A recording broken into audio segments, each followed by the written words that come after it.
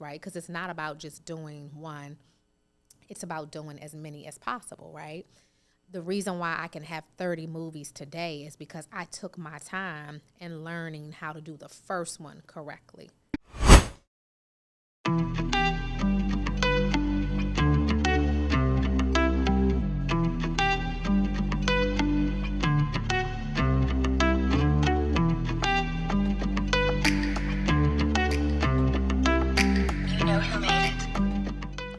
Hello, family. Welcome to Bookmark Live at Black Writers Weekend. We are at this incredible venue sponsored by Black Writers Weekend and the Riverside Epicenter. We're thrilled to have Tressa Smallwood here as we celebrate and uplift the voices and stories of Black writers. I'm Shamiko Reed, and I'm going to read Tressa's bio and give y'all some more background on her. So first of all, she is a movie producer, writer, content creator, book publisher, consultant, and with a social media following of 75,000 across all platforms and over 1,000 members in her entrepreneurial group, Tressa has transformed the lives of thousands and is asked to speak on many levels, including radio and television. I could go on, and we would be here forever if I read everything about Miss Smallwood. And so I just want to say, I've had the pleasure of hearing you speak several times before, and this is my first time at Black Writers Weekend. I got to see you on the main stage today. Thank you for being with us. When I was preparing my questions, I just happened to be scrolling through Facebook today, and 9 years ago today, I had tuned in on my car ride home to you doing the Bestsellers Project. Wow. So, wow. Take us on that journey of what it's been Yes. like to host the Bestsellers Project and now to have Mega Mind Media, excuse me. Yeah. Well, listen, first of all, thank you for having me. Thank you for even just knowing how far I go back. Just honor you. And thank you for coming to the session today. Black Writers Weekend has been amazing. So for me, most people don't realize that my journey started back in 2001. I used to be a school teacher, and I have a very untraditional route into film and television. It all started with the book world because in 2001, I went on bed rest for 6 months when I got pregnant with my daughter, Bailey. And the doctor said, you're staying in the bed, so figure out what you're going to do with your life for 6 months because it's for your own safety. Well, I got me a little bill, told my husband, all right, I'm going to lay in this bed. This is what I need, etc. But I'm going to write this book while on bed rest. And so I wrote the book, not thinking that it was going to have huge success, but just wanting to make sure that I was doing something productive. And eventually, when I got off bed rest, I self-published, which was not popular back then. And it was a huge success. So like 5,000 copies very quickly.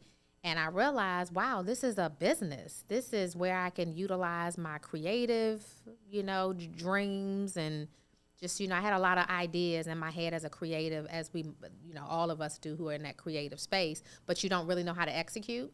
Well, I was kind of thrown into it. And so it became successful, never went back to work, started my book publishing company. And by 2007, which is when you probably started hearing about all of these classes.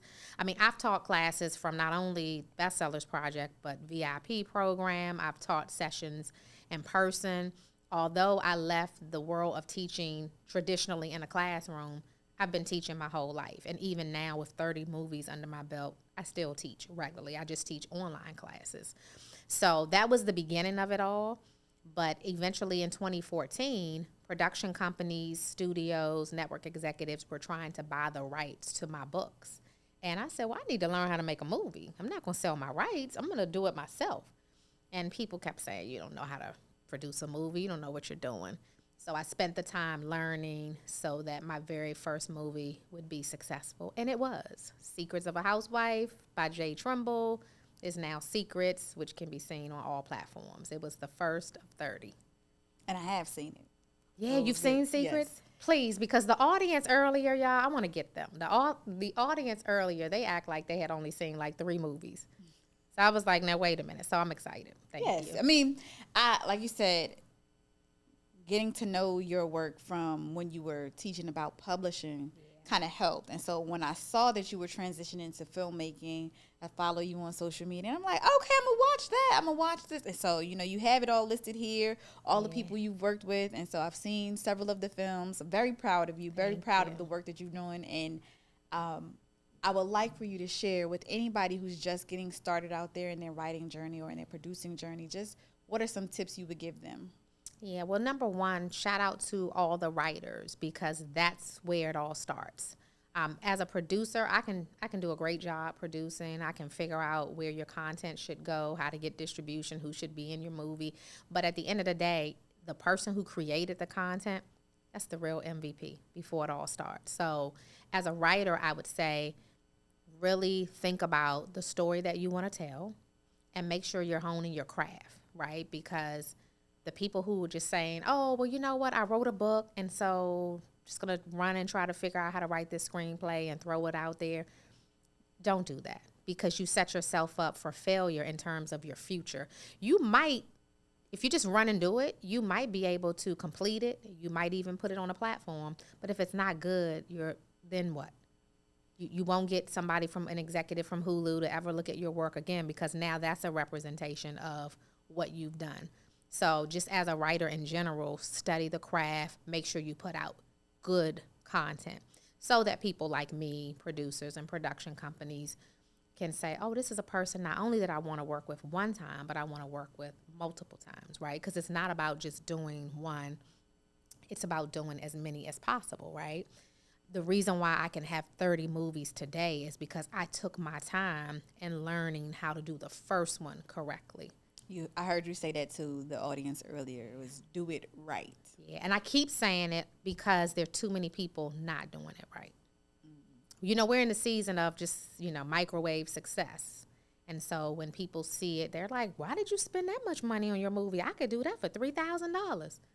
And then you look at it and you're like, it looked like it only cost you $3,000. Right. And so along those lines, you talk about microwave success. How have you used social media as a tool for your success and not as the crutch for your success? Yeah. I think social media can be great. I have used it for many wonderful purposes, which is building a brand. Obviously, because I started out as an author, I started building my brand 20 years ago, right? And so a lot of the people who follow me now followed me from back then, and they've just continued to follow me. But I also think that there are times where it is a crutch and it's bad, right? That's why I try to really show my true world and give honest feedback about what's happening, because every day is not bright, right? Every day you are not going to wake up like, yes, I'm living my best life. Some days I wake up and I'm like, I had to fire 4 people today. Some days I wake up, oh, this person didn't show up on set. Now what? Some days I wake up, oh my goodness, did I just get a $40,000 bill in this area? And now, so real things happen. But I think that a lot of times on social media, people only want to talk about the good. We don't typically get on and say when we're having a bad day, right? We typically get on and say, like, this weekend, when I leave Black Writers Weekend, I'm posting all this good stuff, all this footage. I won't tell y'all that this morning I almost couldn't get dressed because I didn't know how to tie a tie, okay? But that's the truth. And so, just when you think about that all, I think as writers, producers, just understand that when you're looking at social media, it's not a true indication of what the lives are really like of the people that you're watching. They have problems too. And so you're not alone. There's no need to get depressed, because a lot of that stuff isn't even real. I try to inspire, I try to motivate, but I also tell people, when you see me on the red carpet at the end result, I went through a whole lot of crying, a whole lot of things happened. That's just going to happen in the industry that you're in. It's a film and television. It's a very tough, competitive industry, and you have to be grounded. And social media, use it for what it's worth, but just understand that you got to do the work. Understood. I know you said, you share your real life, and you do. And I know some of the times you would share like a challenge and how your sister came, and she was like, I had to call my sister Tam, and she came to help me. So that's one thing I've admired about following your journey, is how you get your family involved. And I know that you said the reason that you should focus on doing it right and doing quality work is that when it came time for you to find investors for your project, the first people you went to are the people in your corner. And it was easy for them to say yes to you because they knew your work ethic and they knew the quality of the work that you were putting out there. So thank you for sharing that advice with the crowd earlier. And I want to ask you, how have you used your relationship with your family to keep you grounded and keep you going? Oh, yeah. I mean, first of all, my family, we are a comical bunch. If you do not follow us, make sure you do, okay? CEO Azarel. They are some funny people. In my family, what I'm blessed about, and I'll tell you why I'm able to stay grounded, my brother-in-law is my business partner. He has dry humor, but he is about the coins. And so he keeps us grounded as far as finances. As a creative, as you know, we jump out the window. We want to do everything. We're like, yes, burn the car up. This is great. He's like, you can't afford to burn the car up. Change the screenplay. You can't do that, right? And so my sister, of course, Tam, she's a costume designer, and every single Megamind movie, she's been the costume designer, but she's also a celebrity stylist by trade. So it's not like I had to have her learn that trade. She was already doing it. I have family members who work in the business who are production designers. My daughter does makeup. So everybody who is in the business on the family side, they're bringing their natural given talent just into the movie world. And so I think just us working together and having to travel on the road together, because we produce movies in Miami, DC, Atlanta, LA. We just recently left Kentucky together. Just imagine all of us having to travel together and have those moments where you don't like your family for 24 hours, but you love them to death. And you're like, okay, I didn't like you before, but now let's go get some chicken and waffles. And so you talked about how when you leave here, you're going to post about all the fun you have and all the great things going on in Black Writers Weekend. Is this your first time here? No. And let me tell you, I got choked up on the stage earlier because I remember being at Black Writers Weekend when Tamika first started. I don't know if it was like maybe her second year or third year. Well, this is year 16. So, oh, wow. Yeah, it was. So maybe it was like her fifth or sixth at that point, because I remember I was there doing something with Secrets, and that was 2015, 16, somewhere up in there. And I remember just saying how far she's come with all of this. And it goes back to, if you are committed enough in anything that you do, I don't care what it is, writing, producing, whatever it is, if you stay the course, you will see success. Build it and they will come. And I'm so proud of Tamika, so proud of her.